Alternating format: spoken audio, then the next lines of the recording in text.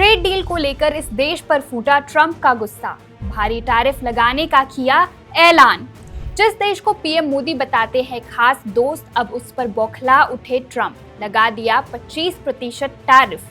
अमेरिकी राष्ट्रपति Donald Trump ने अब दक्षिण कोरिया को जबरदस्त झटका दिया है। उन्होंने सोमवार को दक्षिण कोरियाई सामानों पर टैरिफ बढ़ाने की घोषणा की है। पहले टैरिफ 15% था। ट्रंप ने टैरिफ में 10% की बढ़ोतरी की है। बता दें कि साउथ कोरिया के भारत से अच्छे संबंध हैं। प्रधानमंत्री नरेंद्र मोदी कई बार दक्षिण कोरिया को अपना खास दोस्त बता चुके हैं। ऐसे में बड़ा सवाल ये है कि आखिर क्यों इस बार ट्रंप ने साउथ कोरिया को टैरिफ के बलि चढ़ाया। साउथ कोरिया को आखिर किस गलती की सजा दे रहा है अमेरिका, देखिए इस रिपोर्ट में। 26 जनवरी 2026 को राष्ट्रपति डोनाल्ड ट्रंप ने ट्रूथ सोशल पर दक्षिण कोरियाई आयातों पर टैरिफ में भारी बढ़ोतरी की घोषणा की। नई दर 15% से बढ़कर 25%। लक्ष्य ऑटो, फार्मास्यूटिकल्स और लकड़ी। और इसका कारण, जिसे ट्रंप ने व्यापार समझौते पर खरा उतरने में दक्षिण कोरिया की विफलता कहा। ये कोई औपचारिक नीतिगत ब्रीफिंग नहीं थी, ये एक पोस्ट थी, लेकिन संदेश स्पष्ट था और बाजारों ने इसे सुना। तो ये क्यों मायने रखता है? दक्षिण कोरिया अमेरिका के सबसे महत्वपूर्ण व्यापारिक साझेदारों में से एक है। इसकी अर्थव्यवस्था पूरी तरह से निर्यात संचालित है और अमेरिका एक प्रमुख गंतव्य है।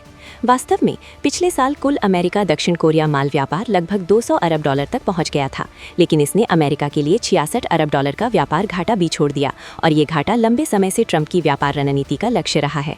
इसका तात्कालिक प्रभाव बहुत तेज था। हुंडई सहित प्रमुख दक्षिण कोरियाई कंपनियों के शेयरों में गिरावट आई।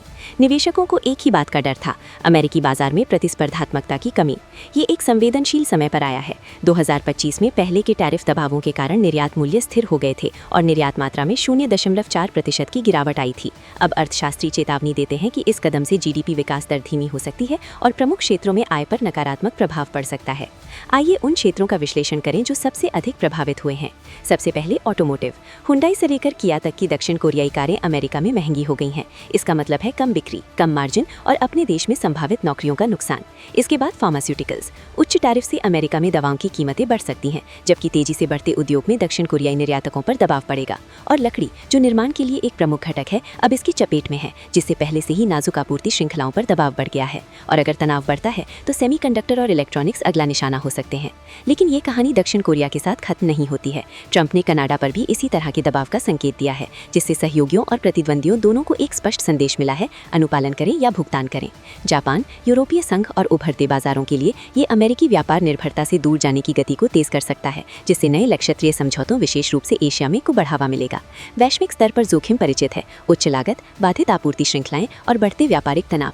निष्कर्ष, एक पोस्ट, एक नीतिगत संकेत और एक याद दिलाने वाली बात कि आज की दुनिया में व्यापार युद्ध वास्तविक समय में फिर से शुरू हो सकते हैं और इस बार इसके व्यापक प्रभाव अभी शुरू ही हुए होंगे। Subscribe to One India and never miss an update. Download the One India app now.